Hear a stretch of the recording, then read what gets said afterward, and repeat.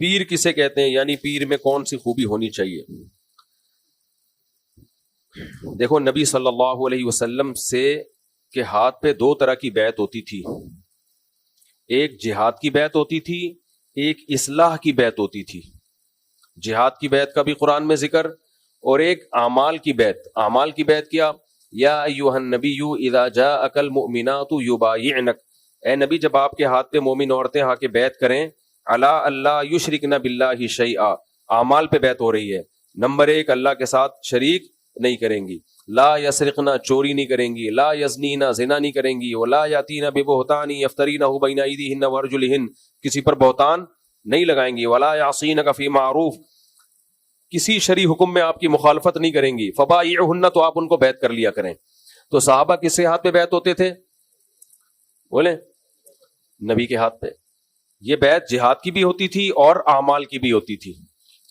جب نبی صلی اللہ علیہ وسلم دنیا سے گئے ہیں تو جہاد اور خلافت والی بیعت تو باقی رہی, اعمال والی بیعت کو وقتی طور پہ ختم کر دیا گیا, کیونکہ جو مشائخ تھے اگر وہ نبی کے نائب بن کے لوگوں کو بیعت کرتے تو خطرہ تھا بغاوت نہ ہو جائے, کیونکہ خلیفہ کے ہاتھ پہ بیعت ہو رہی تھی اور اس وقت بغاوتوں کے خطرے بہت تھے.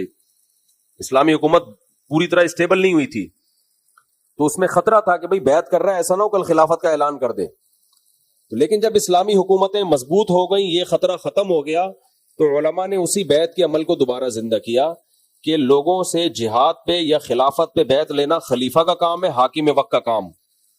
وہ علماء نہیں کریں گے, وہ کون کرے گا؟ حاکم وقت, اس کے ہاتھ پہ بیعت. لیکن اصلاح کی بیعت کون کرے گا؟ بزرگان دین اور علماء کرام.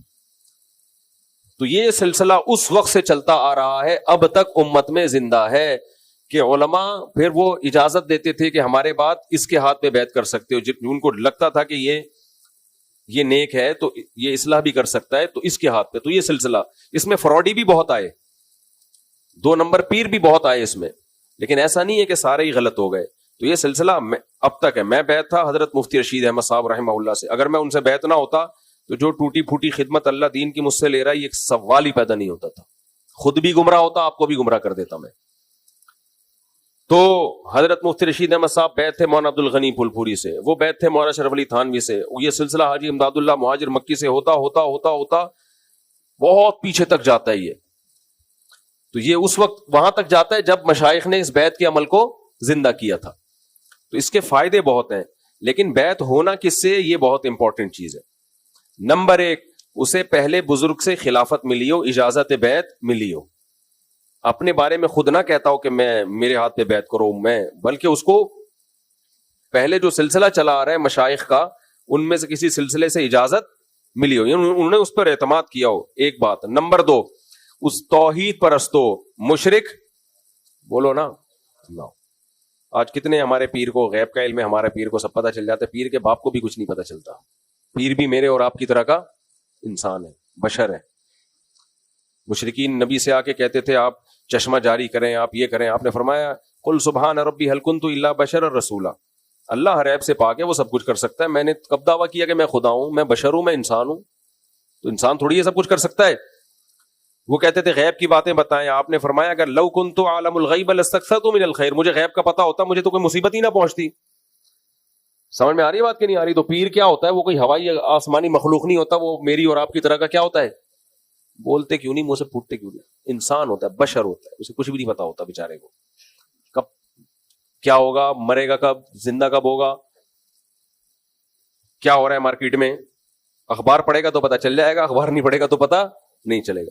تو لوگ پیر کو سمجھتے ہیں کوئی اور ہی مخلوق ہے, وہیں سے معلومات لے کے پارسل ہو رہی ہیں یہاں. کوئی مخلوق نہیں, عجیب سی میرے اور آپ کی طرح کا ایک سادہ سا انسان ہے, بس, اور کچھ بھی نہیں ہے.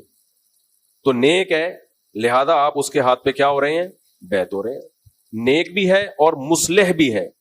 مصلح کا مطلب یہ ہوتا ہے کہ نیک بنانا جانتا بھی ہے, تربیت کرنا جانتا ہے. بعض لوگ تربیت یافتہ ہوتے ہیں, تربیت دینا نہیں آتی. دیکھو فوج میں سب ٹریننگ حاصل کرتے ہیں, لیکن جو نئے کیڈٹ بھرتی ہوتے ہیں نا, ان کے لیے, ان کو ٹریننگ دینے کے لیے ہر ایک کی سلیکشن نہیں ہوتی. ٹریننگ دینے کے لیے الگ بندے ہوتے ہیں.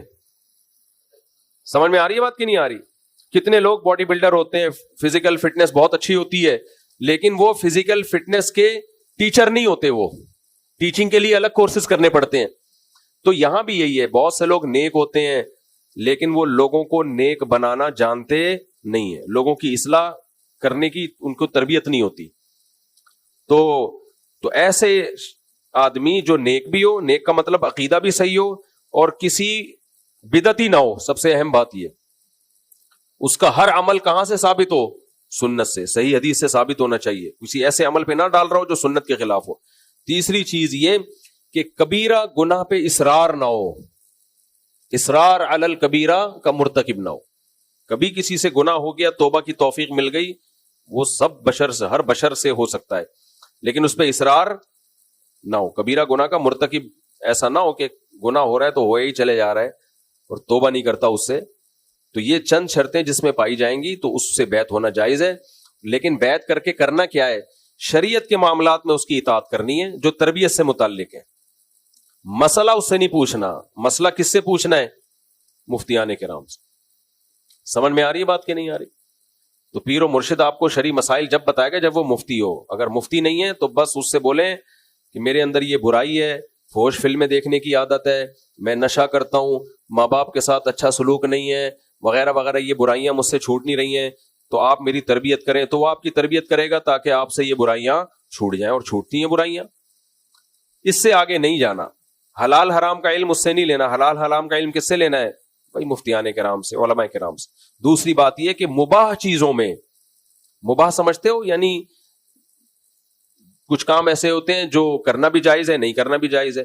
تو جب ایسی چیز ہوگی تو اس میں ماں باپ کو اپنے پیر پہ ترجیح دینی ہے. نہیں آئی میرا خیال ہے بات؟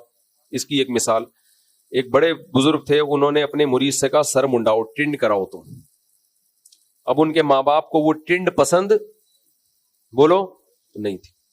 اس نے مجھ سے کہا کہ میرے والدین کہہ رہے ہیں یہ گنجے ہو کے آپ اچھے نہیں لگ رہے, اور میرے جو پیر و مرشد ہیں وہ کہہ رہے ہیں گنجے ہو جاؤ. تو میں نے کہا بھائی, اللہ نے قرآن میں 20 جگہ ماں باپ کا حق اللہ رسول کے بعد سب سے بولو زیادہ. اب یہ بال رکھنا نہ رکھنا کوئی شریعت کا تو اس سے تعلق نہیں ہے. تو اس میں اگر آپ کے ماں باپ کو آپ کی ٹنڈ بری لگ رہی ہے تو کس کو فالو کرنا ہے؟ ماں باپ کا دل دکھانا کیا ہے. ہمارے حضرت سے کسی نے پوچھا, مفتی رشید احمد صاحب رحمہ اللہ سے, وہ بھی پیر و مرشد تھے, تو کسی نے پوچھا حضرت ایک کام کا میرے ماں باپ مجھے حکم دیتے ہیں اور میرے پیر صاحب مجھے اس کے خلاف کا حکم دے رہے ہیں, اور وہ حلال حرام سے اس کا تعلق نہیں ہے. تو حضرت نے فرمایا وہ پیر ہو ہی نہیں سکتا جو ماں باپ کی مرضی کے خلاف آپ کو حکم دے. وہ پیر ہی صحیح نہیں ہے. اگر وہ صحیح شرعی پیر ہے تو وہ ماں باپ کی مرضی کے خلاف آپ کو آرڈر نہیں دے گا, اس لیے کہ اس کو پتا ہے کہ ماں باپ کی نافرمانی بہت بڑا جرم ہے. تو یہ اگر اس اعتدال کے ساتھ کسی سے بیعت ہوا جائے اور پیر میں یہ خاصیت ہو, یہ چیزیں جانتا ہو, تو پھر یہ بہت فائدے کی چیز ہے. بیعت ہونے کا بہت فائدہ. جتنے بڑے بڑے مشائخ بزرگان دین ماضی میں پیدا ہوئے ہیں, سب کا کسی نہ کسی سے اصلاحی تعلق تھا. یہ جو آج مذہبی اسکالر آ رہے ہیں نا فرعون بنے ہوئے, وجہ کیا, ان کا کوئی مینٹور نہیں ہوتا. یہ چند کتابیں پڑھ کے عالم بنتے ہیں اور خود کو سمجھنے لگتے ہیں اور اپنے بارے میں ان کو وہم ہو جاتے ہیں ہم بہت نیک ہیں, پھر وہ تکبر کا ایک کنستر بن جاتے ہیں. اللہ بچائے. بجلی علی میں سوال مکمل کروں.